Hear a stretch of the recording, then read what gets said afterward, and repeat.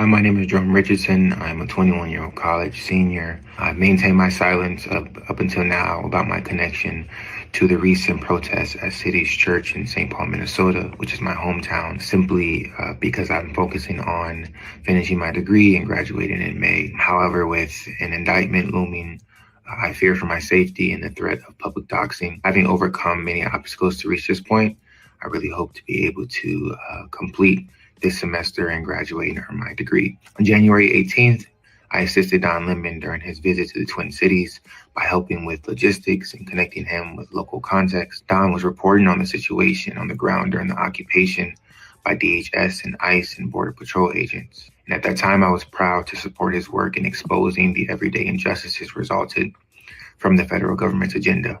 As a consequence of this support, I am now being targeted by Trump and the federal administration. I say this to say I'm incredibly proud of those who have already faced their indictment and detention. And I know this fight is far from over. Their courage has certainly inspired me. Yet this is the price of being unapologetic about humanity and love of Christ. I support the activists who felt compelled to highlight the hypocrisy of how Pastor David Easterwood could simultaneously be a pastor at the church and the local leader of ICE operations. What people are experiencing goes against human and civil rights, as well as the teachings of Jesus, who indeed flipped over tables. So while I've been active youth leader since the murder of George Floyd, I'm speaking out now because I anticipate being in federal custody sometime in the coming days.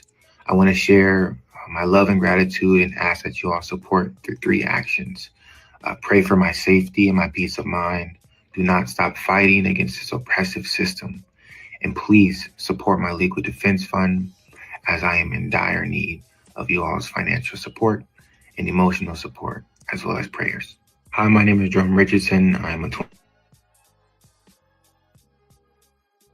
It be known that was Jerome Richardson, and of course we have some breaking and developing news as it relates to him. Community members and local activists are sounding the alarm this morning, y'all, following the reports that that young man, activist Jerome Richardson, has been taken into custody.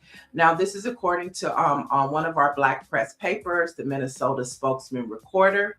Richardson, a Temple University student, was reportedly arrested by federal agents in Philadelphia. Greer and I actually got a call last week about this situation that was developing, but at the time he didn't want to come forward, and now it appears that he has been detained. Now, this move follows, of course, that IG post that you saw, and he was one of the key people to help usher in Don Lemon to give him assessment of what was happening in Minneapolis. And so community leaders are now calling for immediate clarity on his whereabouts and the legal basis for his detention. So as you see, the federal government continues to arrest protesters and journalists who are just exercising their First Amendment right. Good morning, Let It Be Known family. Lots of headlines, lots of developing stories that are happening today. And so let's head to our next story. Orangey, I saw that you actually talked about this this morning. This is another developing and breaking news story. A federal judge has delivered a last-minute blow to the Trump administration's immigration agenda, halting the attempt to end temporary protective status, or TPS, for hundreds and thousands of Haitians. Now, U.S. District Judge Ann Reyes issued the temporary stay just 24 hours before the protections were set to expire. Now, in her 83-page opinion, Judge Reyes stated that the decision to terminate the program was likely racially motivated and failed to follow federal procedures. She explicitly called for the termination null and void, and that's for now. Now, let's talk about the impact of what she ruled. This ruling provides immediate relief for an estimated 350,000 Haitian nationals who are facing deportation and the loss of their work permits as early as today. So two important stories as we continue to follow this ICE story and this Trump administration's forceful way of intimidating and terrorizing undocumented immigrants in this country, and in fact, also terrorizing U.S. citizens, murdering U.S. citizens. I want to go to the chat right now. Good morning, Sandra Jones. Michelle Madison has pulled up. Advance me. Hello, good morning to you too as well. And Orange G is saying, salute, young brother. Stand for something or fall for anything. I will donate to his or anybody else legal defense fund. So yesterday we did a live with Nakima Levy Armstrong, who was one of the ones that spoke out. She was the one speaking out loudly in the city's church. I recommend that you go follow, like, and subscribe to Black Press USA. That interview is up. It was about an hour interview, and she took us through everything that is happening from the second, going into the second year of the Target boycott, talking about City's church and what that church really is, which is founded and rooted in white nationalism. So I encourage you to go check out the conversation. It's on our Instagram page, Black Press USA, right now. So it's a lot to get through. There's the interview is up, it's available. And before we get to this next story, Greer, I want to jump down to story 3, where we're talking about the city of Dallas has begun the process of removing 30 crosswalks, including Black Lives Matter and rainbow LGBTQ plus designs. And of course, this follows an executive order from Governor Greg Abbott and a directive from the Texas Department of Transportation labeling them political distractions.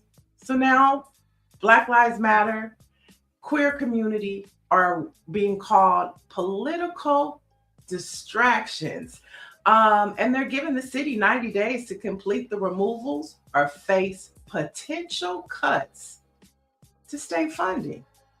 This is what's happening. This is the state of our nation. And, you know, we have to be highly concerned. We have a couple of guests coming up today that are going to talk to us about helping fix and build our credit. And we're going to have a conversation with Dr. Marcus Hunter about what's happening to him as he is part of the push for reparations in this country. So that is all coming up shortly, within a few minutes. Let's head to New York. Let's head to New York, where Mandami has named Stanley Richards, a formerly incarcerated criminal justice reformer, to run the New York City jails. So Stanley is the first ever formerly incarcerated person to serve as head of the Department of Corrections in New York City. Now, this is what you talk about when you talk about prison. It's about rehabilitation and helping you come out to society and make something out of your life. You know, this is one of those stories, y'all. Now, Mandami entrusted Stanley Richards, an ex-Rikers Island inmate, and former executive VP at Fortune Society. Now, he's charged with overseeing the Big Apple's jails, aiming for both safer jails and reform. And Mandami said Richards' historic appointment, that this achievement is not merely symbolic.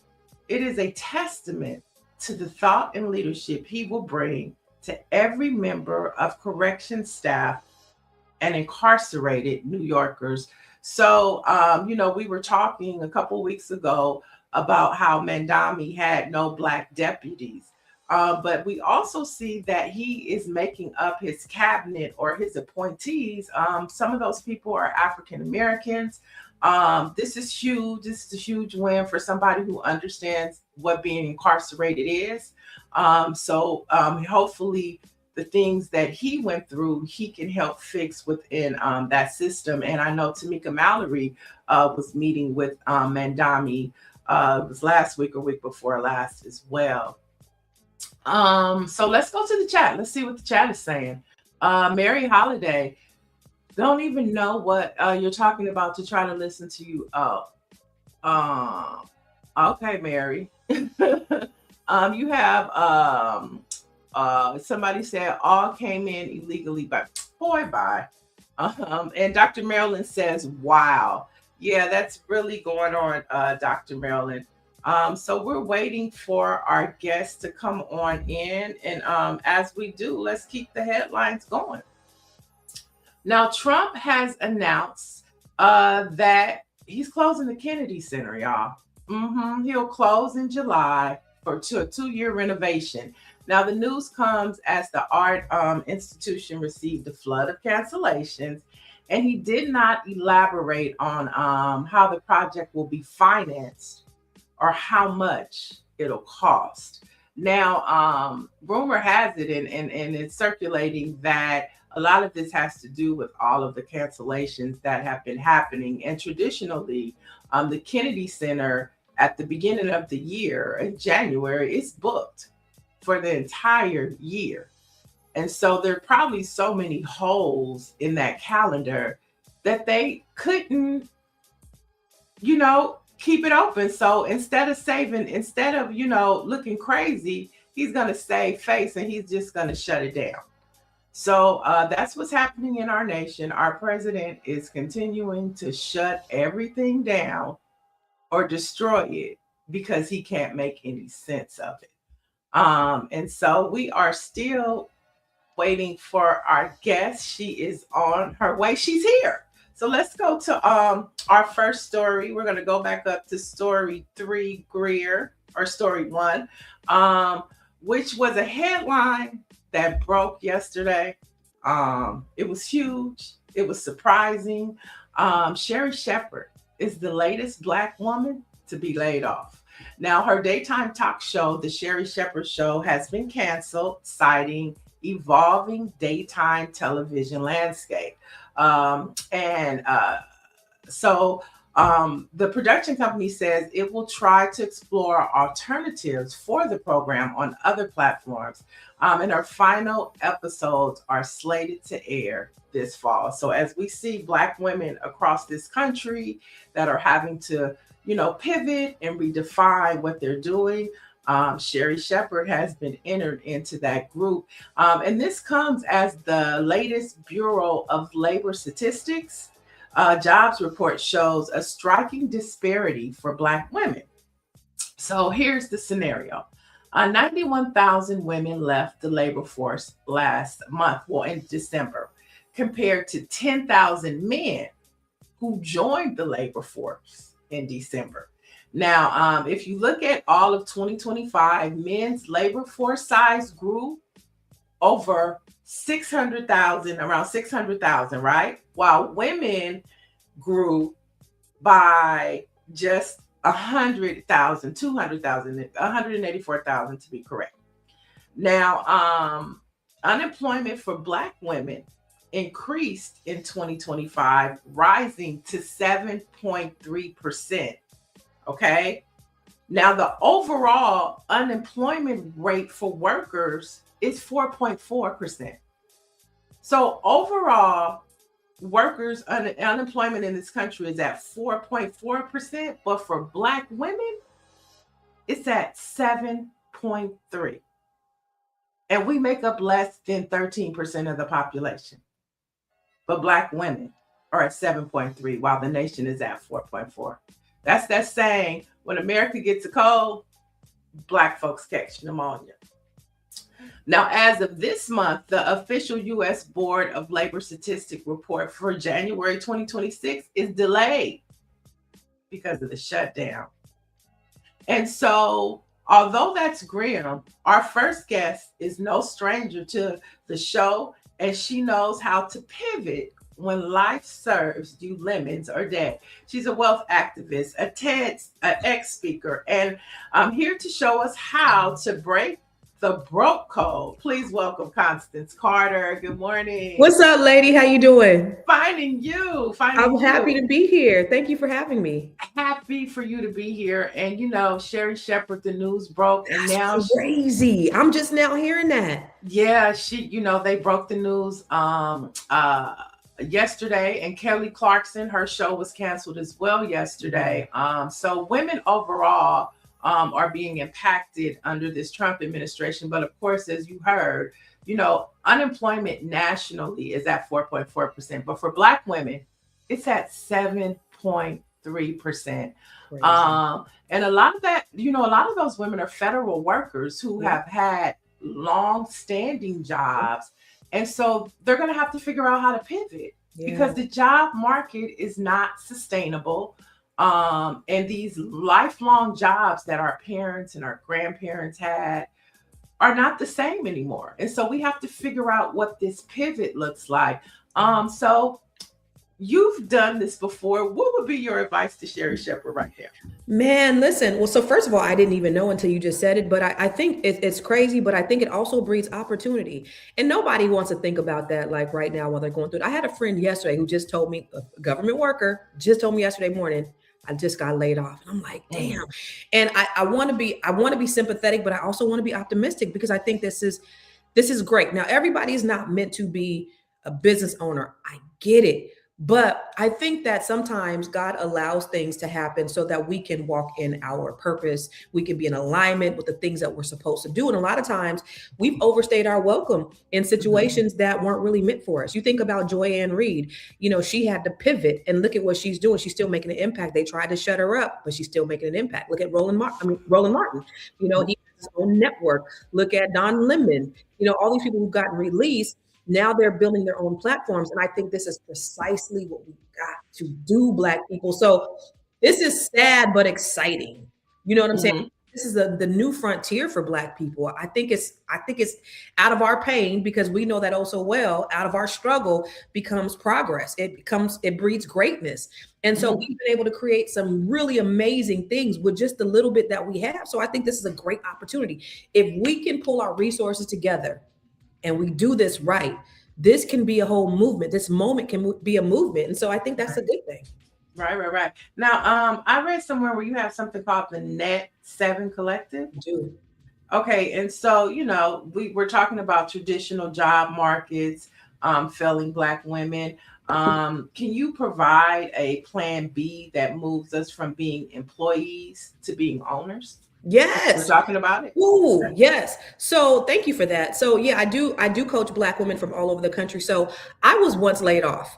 I worked in the Silicon Valley. I'm from California. I'm from San Jose, California. I worked in Silicon Valley in IT, and that bubble hit and I had to pivot. So I was actually in the process of getting my real estate license. At 23, I purchased my first home, and I was like, I really kind of want to do this. This is kind of cool.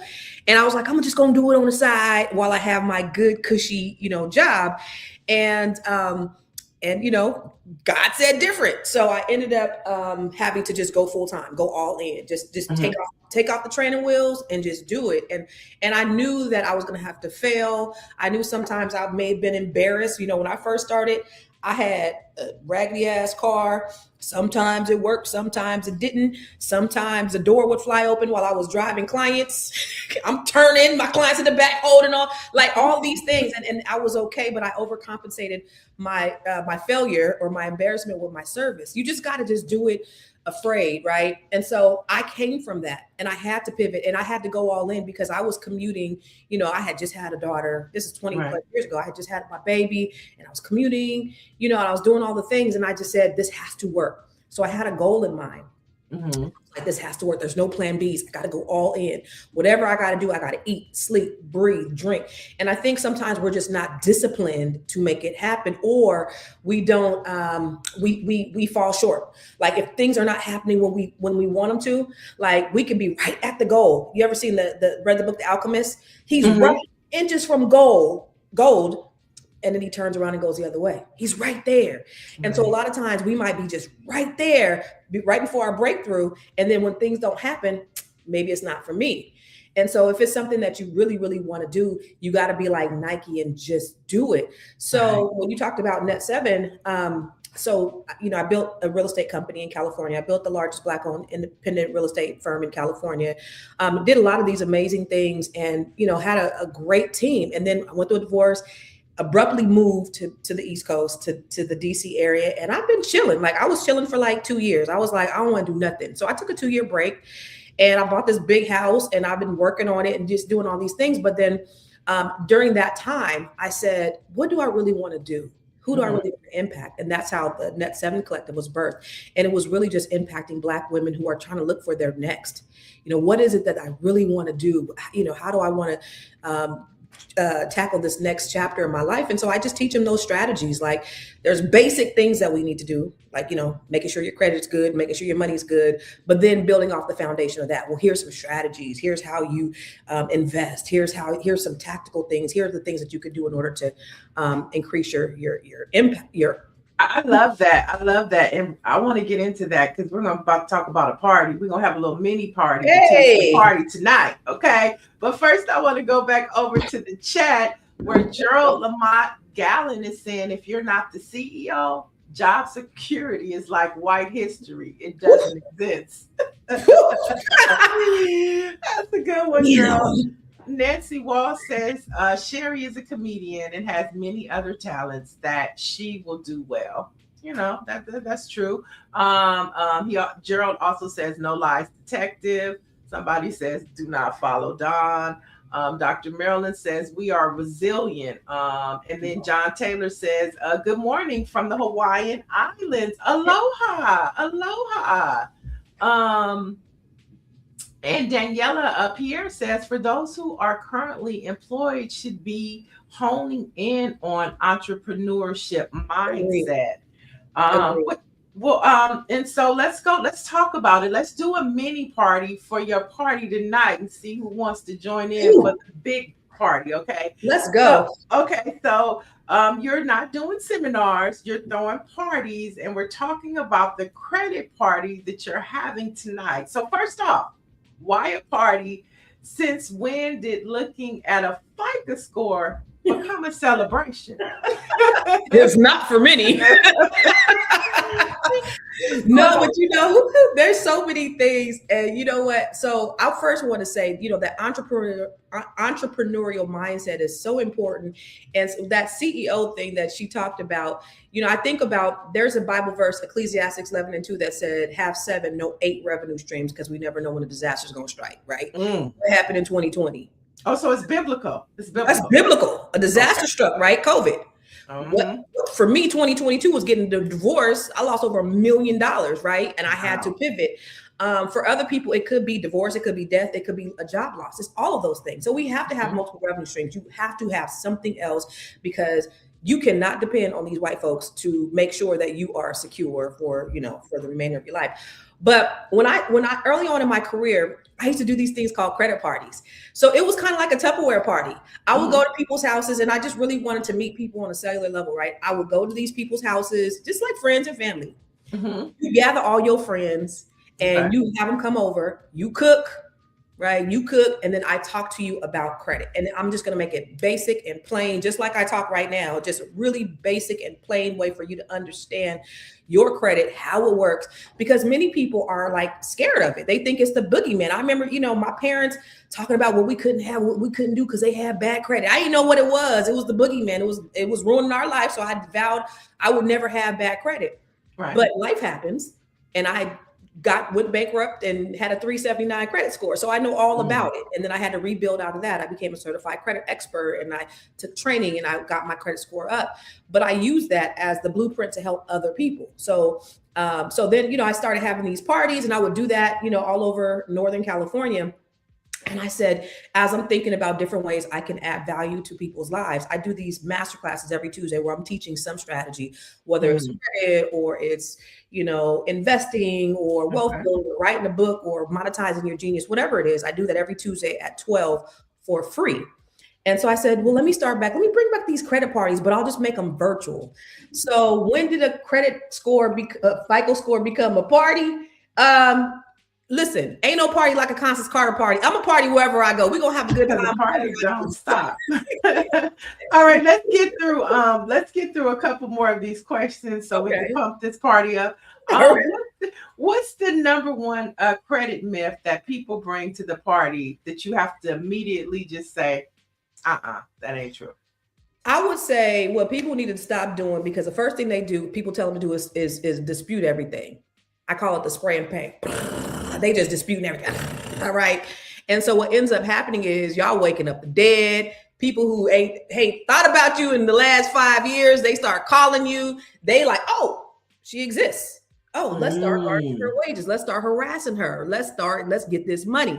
Because if a credit collection hasn't reported over the last 2 years, it's kind of dormant and it's not really hurting your score as much as, say, a new credit. So it's still hurting your score, but it's going to fall off. So a lot of people will just start disputing everything. And I think that's a big mistake that people do, is they just like do this thing I call the spray and pray.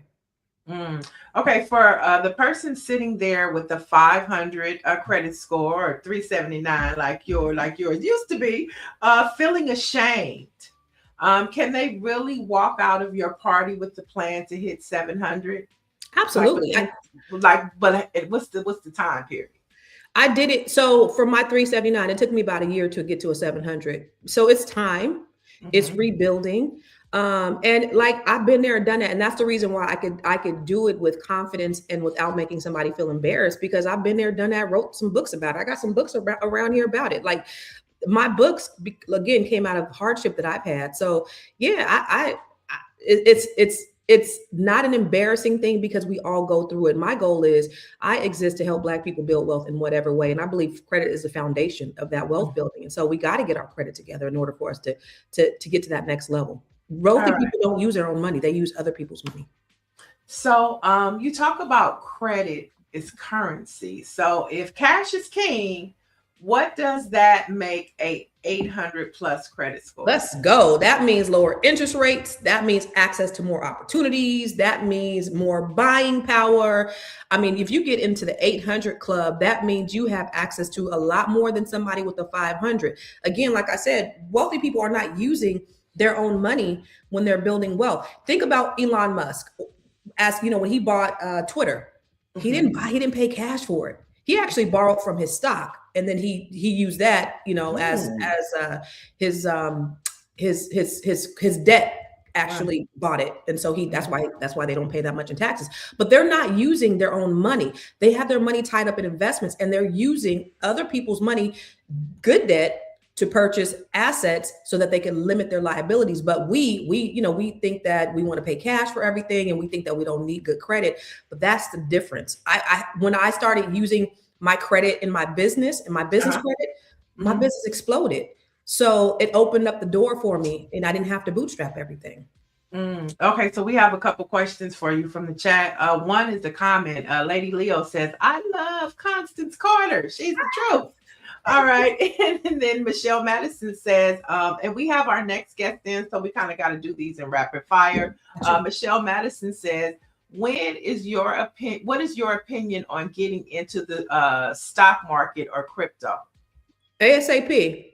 So you guys, y'all got to take your money out the bank, and you got to put it into things that are going to generate compounded interest. Period. So the bank is only giving you 0.23% interest on your money. And if you got a lot of money, I don't have my money tied up in the bank. I have my money in other vehicles, permanent life insurance plans, in stock, and other things that are generating compound interest. So as soon as possible, but remember, it's a long-term game. It's not short. So don't think that you're going to put it in today and make money tomorrow. You have to keep it in there, but get it in now. And a quick question to that what do you think about these apps that you just put money into and you pick, or do you think that you should go to like somebody that works in finance to help you invest your money?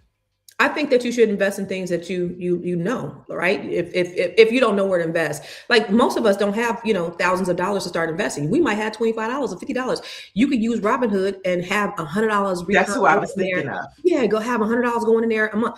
I put money into Acorns. Acorns is great because it takes your money out of the bank, you save it, and then it invests for you, right? So in a year, I got saved like $30,000, right? I own a marijuana dispensary in Stockton, California. I took my weed money and I bought I mean, it was a 6-figure investment. So I took some of my flipping money and I took some of my weed money, no, my acorns money, and I bought the marijuana dispensary. So you can take that money, you can put it somewhere, it'll invest for you, and then it compounds your growth. Okay. And then last question from the chat: what makes your credit score drop? Oof, child, late payments. 35% of your credit score is late payments. 30% of your credit score is your revolving balance. That's your credit cards. So get those credit cards down. That's the easiest way to build your credit very quickly, is having low balances on your credit report. Dr. Marilyn says, I use Stash. It's like acorns. Yeah. And then Gerald Gallen says, I don't know what to invest with besides myself. You are your biggest investment, Gerald. Invest in yourself. All right. So what's the vibe to the credit party? Are we bringing notebooks, or are we bringing a mindset or a bottle of wine? What's the vibe? Baby. Yes, baby. All of it. So it's actually today at 12 o'clock. Again, I do free 12 o'clock, what? Eastern time? I'm sorry. Okay. Yes. 12 Eastern, 9 a.m. 9 Pacific. Yes. Mm-hmm. So I just, we just going to talk. And if you have a specific question, or you have a scenario, or you want to come in and get your credit analyzed, we can do that on the spot in a very safe and comfortable way. We won't tell all your business. So I'll invite people to come in and we just having a conversation. It's just an engaging. So typically my master classes, I have a replay. This is not going to be available for replay. This is just for the people who are there live. If you are live, then you'll get access. So go to gymmasterclass.com, GYMMASTERCLASS.com. You got to register, and then I'll give you the link, and then it will be on at 12. And everybody, Greer has dropped the link in the chat. She's probably going to drop it in there one more time. And then we have one more question. If someone can only fix one thing on their report today, to see if they could jump their credit by next month, what would that be? Reduce your credit card balances. That's the biggest thing. That's the quickest way that you could build your credit score, is reduce your credit card balances no more than 30%. That's the number one way to increase your credit scores quickly. And of course, well, that's number 2. Of course, no late payments. 35% is late payments. 30% is your credit card balance. Okay. So if you understand that, then you understand how to move on your credit. Keep those balances low on your credit cards. It's the golden thing. Love it. See, we started with, bad news, but when you come to the village, we always have something for you for it to be better. So, Constance, we'd love to have you back, because this information it's uplifting. Just to hear hope. What you're giving is hope. You're dealing hope, and I'm a hope dealer. You're a hope dealer. So have fun on your class, and I appreciate to having you back. Thank you so much for always having me. I appreciate it. And you guys go to gymmasterclass.com. I'll be on at 12 Eastern. So y'all come with me. Appreciate you. Thank you so much. I love y'all. Have a good one. Peace and love. All right. So there you have it. The chat is chatting, and Daniela Pierre says credit card consolidation. Any insight? Oh, when she comes back, Daniela, you got to stick with us over here, Black Press USA's morning show, and we will be able to have her back to get those questions answered. And so let's have a conversation, since we're talking about money, since we're talking about finances. One of the big conversations within the Black community is reparations. And there are people all across this country, from California to Capitol Hill, who are continuing this conversation about reparations for Black Americans. So joining us now is Dr. Marcus Anthony Hunter. He's a world-renowned reparations scholar, a UCLA professor. And Dr. Hunter recently stepped forward to blow the whistle on a deeply troubling situation in Washington State. Welcome, Dr. Hunter. Peace, my sister. How you doing? I'm doing good. It's been a couple years, right? Right, yeah. So I met Dr. Hunter when I curated the Authors Book Club for Black History Month, full circle for Black History Month a couple years ago at LA City Hall, thanks to Dr. Michael Davis. And we were talking about your book, Radical Reparations, Healing the Soul, of a nation. So first, before we get into the whistleblowing, let's talk about your book, Radical Reparations. Tell our family about it. Thank you so much. We are also at the paperback release of it, just released January 20th. So thank you for the opportunity. And effectively, what I offer is that, when we think about reparations, we ought to think about it comprehensively so that we can think about all of the different forms that slavery took, so we can think about all of the different repairs that it takes to deal with the harm. And so I often say that it's a check plus model, where we're thinking, about direct compensation and also beyond direct compensation.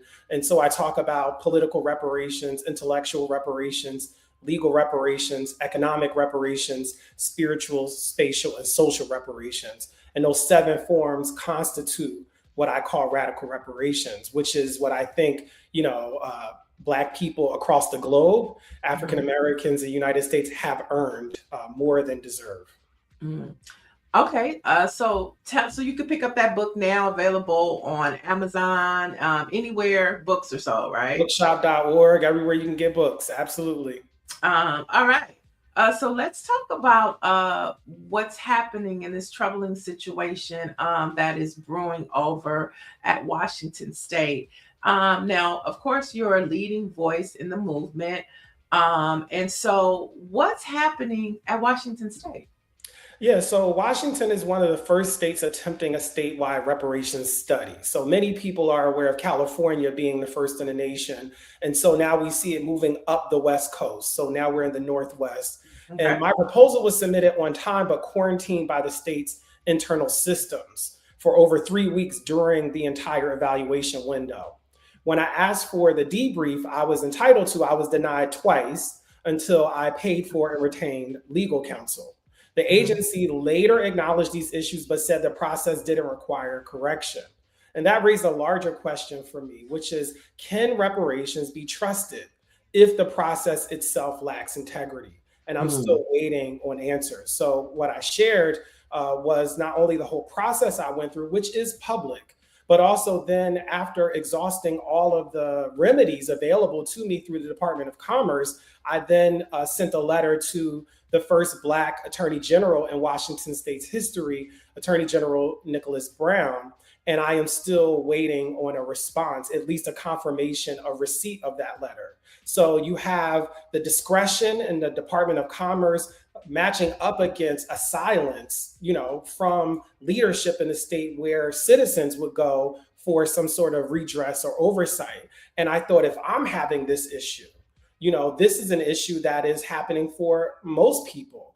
And this should not be the process, especially when we're dealing with something as sacred as reparations. Because on one side, if you have reparations for proponents, we want to make sure that it's actually full of integrity so that what reaches people is meaningful. And also for people who are against it, we know for a fact that there's going to be a scrutiny that comes with any kind of repair. So the same way that I'm talking about what happened on the front end, people are going to go to the front end to disqualify or delegitimize whatever comes out of that process. So it really poisons the well if we don't think about integrity on the front end and all the way through the process of governance. Right. So I read that the state chose a group focused on DEI. Is that correct? That is correct. So why is DEI not the same thing as reparations?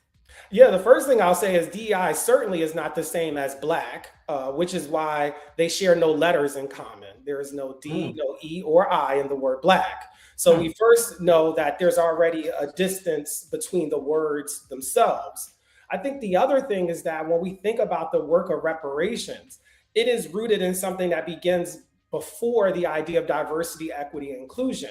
It's at the actual origin story of the United States of America, that enslaved Black Africans were part and parcel of building out this nation. And they did that for free. And they also did that while being subjected to all sorts of crimes against humanity. And until we really address that harm, we can't even think about diversity, equity, and inclusion. This is a foundational need versus something that is about what's happened as America's unfolded. So if this study moves forward as is, Can the results even be trusted by the Black community? Well, I think without someone saying something, as I've been doing, and thank you for the opportunity to be in space with you to share that, is that how will we know? Unfortunately, outside of what you're doing and members of the Black press are doing, the average American has no idea what's happening in the reparations movement. There's not yet still been a national media cycle that's been sustained about this topic. So usually what happens is by the time the average person hears about it, maybe they take a good faith, estimate and say, hey, this must be legitimate. Okay, let me tap in. And then, as you know, what happens is once it's given that soft legitimacy, it starts to travel and people start to uplift it as a blueprint for what to do, especially when you're so early in the game. And I think this is where some of the jeopardy happens, because if we're unaware that there are problems in the process, then we start to trust the process that we actually should be having scrutiny over. Because again, even if positive things are generated from this, those who are against this will go back to the beginning, request those public records, some of which I'm already sharing, and say, hey, wait a minute, right at the end, right at the beginning, there was a quarantine, there wasn't equity in your process, disqualified, start over. No remedies, so it's important that we understand that this is also about making sure that we're protecting the sanctity and the sacred nature of reparations. On a personal level for you as a descendant of enslaved people, how does it feel to be locked out of a process that you're qualified for, that you're passionate about, and that you're really willing to do more than what's asked? How does it feel to be locked out of a process specifically designed to fix the harms of inclusion that you're fighting for? I appreciate that. How it feels is it is both concerning and also a reminder. Oftentimes when we think about professional success or educational success or being an author, we may think that we get removed from experiences that regular Black people are having. Right. And this is one of those instances where doctor, no doctor, author, no author, professor, no professor, I'm having the experience that I am pretty sure that many Black people are having with the Department of Commerce in Washington State. The way that I was being treated, it felt commonplace. This was not something that seemed new. These behaviors felt like a pattern, honestly. And part of what I think is really troubling is that you're at the mercy of the discretion of a white woman program officer making decisions about reparations. And one of the first things that stood out to me, which made me think about this as a public exercise, was a process that is meant to repair harm left me wounded. So what is it? Wait, say that one more time. A process that is meant to repair harm left me wounded. And so what does it mean that a reparative process leaves an African-American wounded in the process? And that was just to maybe get a contract. I'm starting now to think about what it means to execute the study. I want to make sure to be in harm reduction. If I was wounded as a bidder, what does it mean for the community to come forward and start testifying and giving up their personal biographical information? What kind of wounds will there be? And if you have any kind of reparative process that is wounding or injuring people, then that is certainly not the process you want to have. Right, because even if they wanted to go with somebody else, it's the care and the way that they handled the situation that hurts. Totally get it. Now, Dr. Marilyn has a suggestion that she wants to add to the reparations list. She says all Blacks receive an 850 credit score. That would be a great remedy. What are your thoughts on that? Yeah, shout out to Constance, who was right in front of me. I was in the green room like, yes. At the final chapter of my book called Better Have My Money. Shout out to the sociologist, Rihanna. Part of what I talk about as a potential remedy, because a lot of the conversation is about direct compensation. What does it mean to give people checks? I say we can also be thinking about Black people waking up to an 800 plus credit score. That is not something that is about direct compensation if we think about hand-to-hand cash, but it is a form of compensation that has deep financial ramifications that Constance, just before me, really enumerated way better than I could ever do about opening up financial opportunities, opening up an idea of moving from the red to the Black, being Black in the Black. That is the potential of having that kind of credit score. I like that. There's another imagining what reparations looks like comes from Son RA. She says, or he says, my dream is, or they say, my dream is to be a part of revamping our children's education, connecting our education to global economics, science, technology, engineering, STEM, and telling our stories of the past, present, and future. What do you think about when you think about reparations in terms of education? How do you imagine that? Yeah, what I hear that comment getting at is what I call social repair. We often hear education as a social good.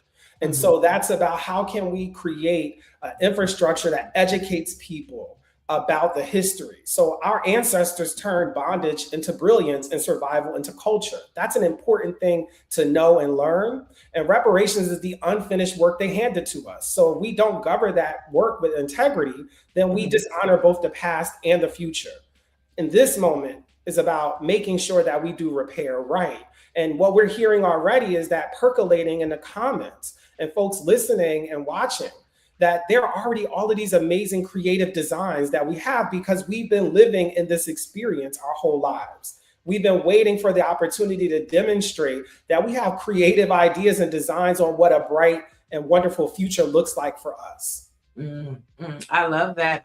Deborah Rayford says, good morning from the Bay Area. David Youngblood is giving us a good morning. He's also saying there is no contracts for Black people anymore. All DEI now is for white males. And so, I mean, that's just a statement. It speaks for itself, right? What does he say? When I get Dirty Money says, when I get my reparations, I'm gonna get a news truck and grill. Okay, I mean, hey, okay. And David Youngblood, he has another statement. White folks have no interest in our story. Well, you hear comments like that, and basically that's what we're up against as we fight for reparations. We're up against white America. What's your response to that when they have no? And then you're talking about a white woman in charge of you moving forward with reparations. I mean, how do you digest and process all that? Yeah, I think it's a little bit more colorful than white people just don't care. I've found whether it's in book talk occasions or just conversation or just minding my own Black business and running into self-identified white people, when they actually get a chance to remove themselves of the steady diet of confusion and misinformation, they actually go like, actually, I don't oppose this. I kind of wonder why I've been led to think I oppose this. And I would also offer, Pew did a poll not too long ago on amongst Black people asking about Black support around reparations, and 77% of Black people supported it. So when we hear about opposition, I also want to throw in the 23% that would get us to 100. How are we in C range? So this is the school teacher in me on the issue and expecting other people to be in A range. That we have to get into a range that is very clear so that then when we're reaching out, which we always have to do in a country where we're the minority population, to get our allies on board. The other thing too is I would also offer to folks listening is, what if this whole thing of whiteness is a scam? And so when you're talking to white people about things that whiteness has done as harm, you have to also recognize you're up against a scam. How scams work is that they are inundating their victims with tons of information to make them believe what they're already believing. And ultimately, that's also their journey to de-scam their minds so that they can actually make space to hear when people are making these claims, when African Americans and descendants across the globe are making these claims, they're not coming at you individually. They're coming at the governments that sanction, constitutionalize, and authorize the participation and practice known as enslavement. So all of this conversation usually is, well, my family got here in Ellis Island in the 1920s, slavery was already over. I got here in 1975, slavery was already over. And that is true, except also everyone knows that America loves slavery. So this would be like me going to Australia and saying, well, I just moved in 2026. I have nothing to do with the killing of Aboriginal people, except going to Australia. I know that already. It's on their business card. It's a part of their larger story. And once you sort of get into the roots of that, which is what the word radical really means, roots. When you get into a rooted idea of that, then the kind of shame and blame game ends, and it opens up the idea that they go, well, actually, maybe I could support this. I don't know how I feel about this aspect or that aspect, but I actually can find room to be a part of making this move forward. Oh, well, okay. Well, welcome in, Cassandra. She says, "Hey, school teacher, I'm at the school too." And she also says, "This your show?" Okay, it generated to my feed. Well, we're glad that we popped in your feed and come on in and welcome. Welcome. So let's talk about the demand and next steps. Now, you're Yes. asking for people to contact Attorney General Nick Brown. What exactly do you want them to do when they contact? Yeah, I'm asking for accountability and standards. I want people to read the record, which is why I made it public. It's on marcusanthonyhunter.com/R as in Ray, O as in open, L as in letter, and ask how reparations are being governed. For many people, this might be your first touch point on the national, local efforts. Use it as an opportunity to edify yourself on where we are in the movement, where we are in terms of policy. And then insist that this sacred work be carried out with transparency, expertise, and care. Because in this process, not only was I in this position, but also Dr. William Sandy Darity was also a part of the rejected proposals. So what does it mean for Is she someone? black? Was she a black woman?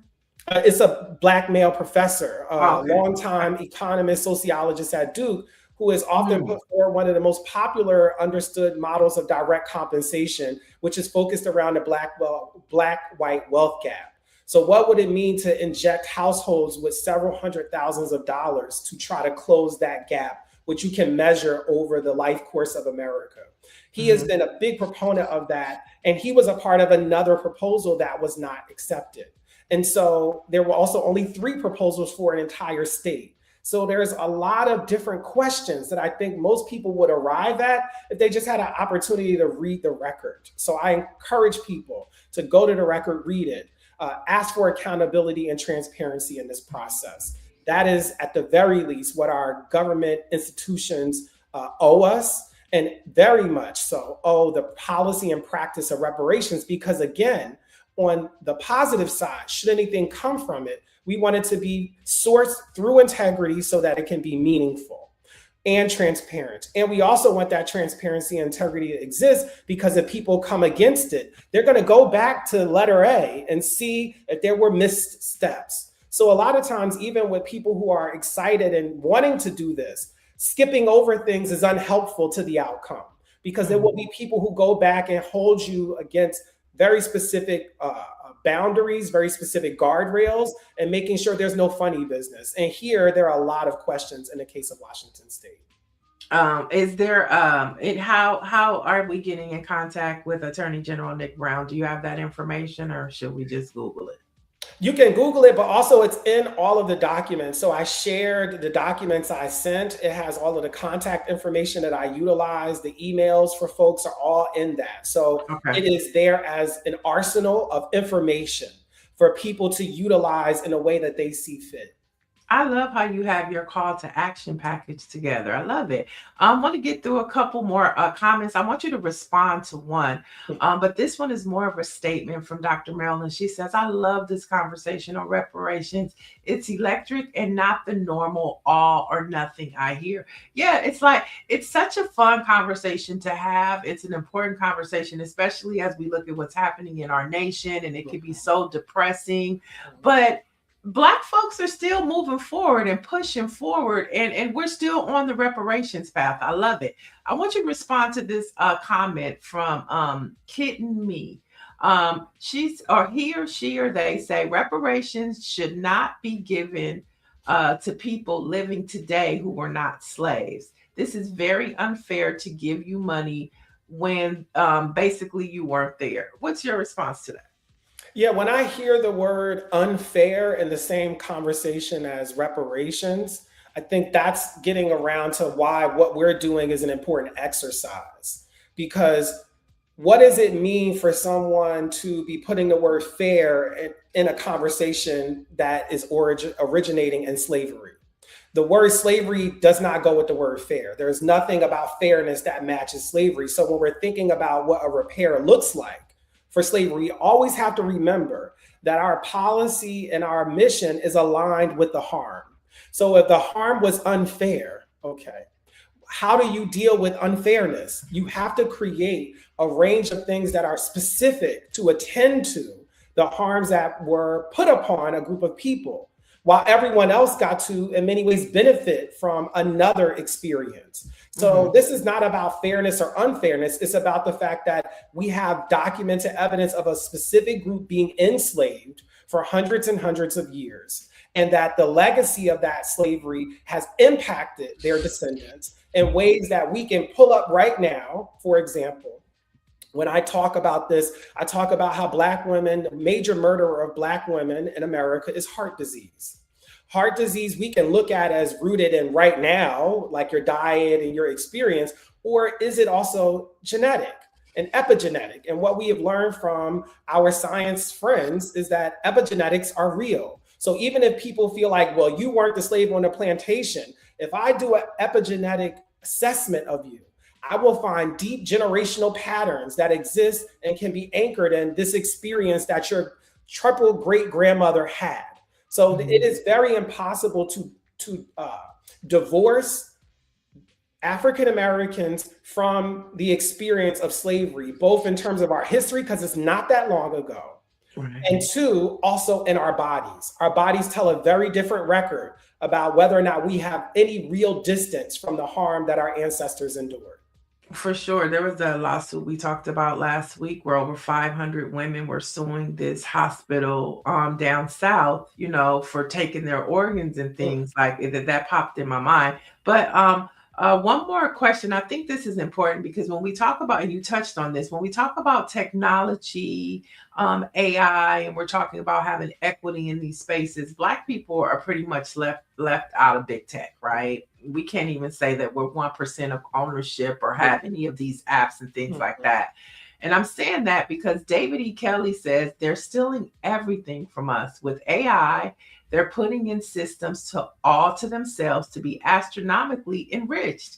The music industry is a perfect example. So when we look at AI technology, what is their connection with reparations? And is that imagined when you talk about reparations?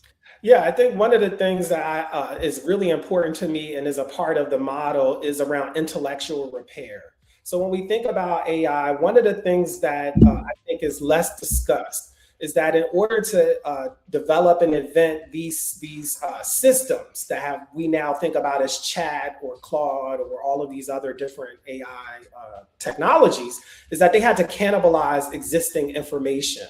And so some of what they cannibalized were books by Black authors. You know, some of what they cannibalized were inventions by Black people, you know, records and histories and all of these other things, music, as was discussed, film, television, that these all get eaten up so that when somebody goes to put in, hey, why do we not like Bill Cosby anymore? You can type that in and it will say because of this, this, and this. So people are reading something that's actually based on eating a lot of Black information and Black contributions, for which many of those folks have not been compensated for, at the very least included in the design of. So this is sort of like back to the internet. When the internet was being created, it just replicated an algorithm that gave emphasis to the white male experience before everybody else's. Because why? Those were the people who were designing it. And so there's a design feature that cannibalizes Black intellectual production and cultural contribution without properly crediting it and also citing it or compensating it as well. Oh, Dr. Marcus Hunter, you have been enlightening us. And this conversation, it's refreshing because, like I say, we get bombarded with so many headlines. But this is like talking about Black folks' future in this country. That's right. And we know that, you know, our ancestors, even in the midst of slavery, as we talk about 100 years of Black history, they still had hope for a better future. Yes. And we're walking in that right now. And so I want to thank you for joining us. Chat, the link to, if you want to support, the link is in the chat. Greer dropped it. Radical Reparations, Healing the Soul. of a Nation is in paperback. That's right. Yeah, like I have a hard copy you gifted me with. You already know. Yeah, I really appreciate it. It's a great book.